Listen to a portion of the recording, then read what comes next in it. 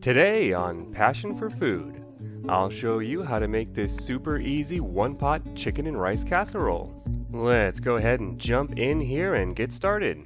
So in our lineup for this, we have some chicken thighs that I've seasoned with salt and pepper, along with a sweet bell pepper, a medium onion, 3 cloves of garlic, corn, and this chili pepper, which I'm going to grind up.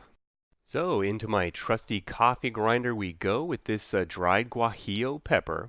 You can just use chili powder for this, but I had these chilies, so I figure I might as well use them. These chilies add great flavor and they're pretty mild. It'll bring a little bit of heat, but it'll also bring a lot of beautiful, vibrant color to our final casserole. You can see here when you grind it yourself, you really get a much prettier final powder than that pre-packaged stuff from the store. Alright, let's give our vegetables a quick dicing here. We don't have to be too exacting with this. Everything's going to cook down fairly well in the casserole, so I'm just going to kind of aim for rough cube shapes on my onions and pepper. Although, if you were to leave these in strips, that would actually work just fine too. One quick note on the onion, because I am going to be dicing this up rather than Frenching it. You'll notice that I'm going to cut off the stem end, but not the root end. I'm going to let that root hold the onion together as I'm chopping it. So in half we go, and then we're just going to remove the skins with that root end still attached. And so we're just going to chop down the length of the onion like that, trying to keep our slices relatively even, but it's not the end of the world if they're not perfect. And then we just turn it and go back the other way right up to the root. You notice that root helped everything hold together. The onion didn't fall apart on me as I was trying to dice it. And one more time here. Down lengthwise and then across. And I'm just going to give my garlic a good hard smashing on the board to get that broken up. Occasionally when I do this, I wind up with a piece of garlic that kind of escapes and goes flying off somewhere, but that's okay. If that happens, just retrieve the piece and continue on. Alright, so off to the pot for our one-pot casserole. I'm using a Dutch oven for this. You can, of course, use a wide variety of different pots for this type of casserole, but I really like the cast iron because it lets me really get a great sear on my chicken thighs. Speaking of our chicken, do yourself a favor and get the skin on bone-in thighs. Do not try and make this with chicken breasts or boneless, skinless thighs. We really want that extra flavor from the skin, and the fat that these have is actually one of the keys to making the final casserole creamy and just super delicious.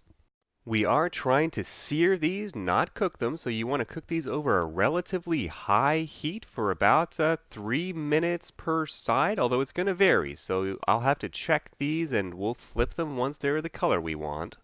One thing you'll notice, and this goes for searing pretty much all meats, is that it's going to have a tendency to stick at first. Now, if you panic and try and flip it when it seems stuck, you're gonna have a bad time, so don't do that.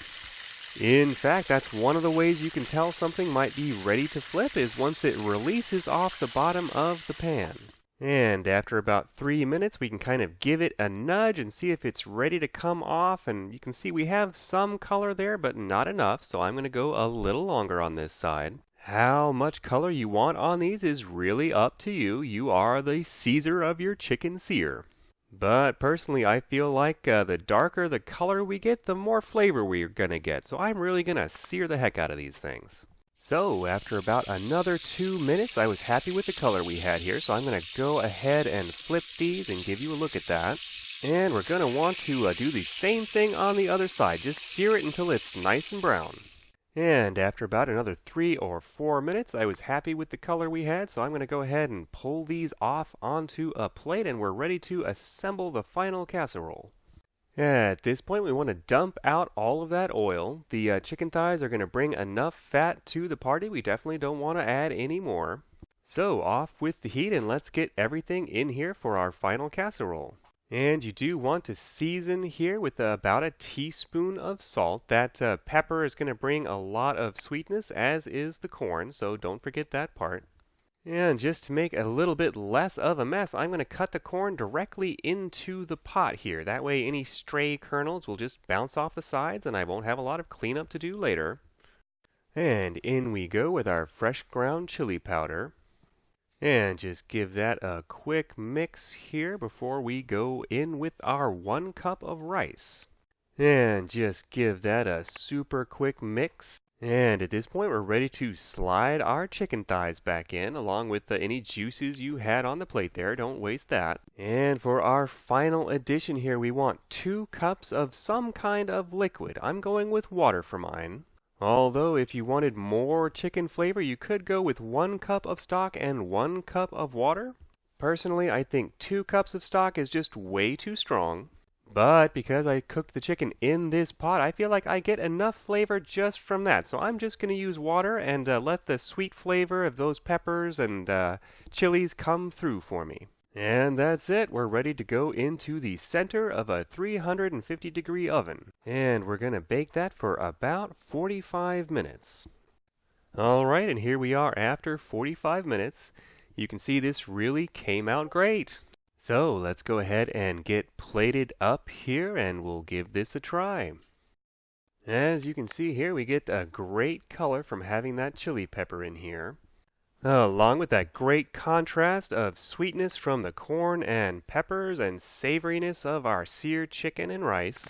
And because the chicken cooked in with the rice, a lot of that fat has rendered out and our rice is actually super creamy.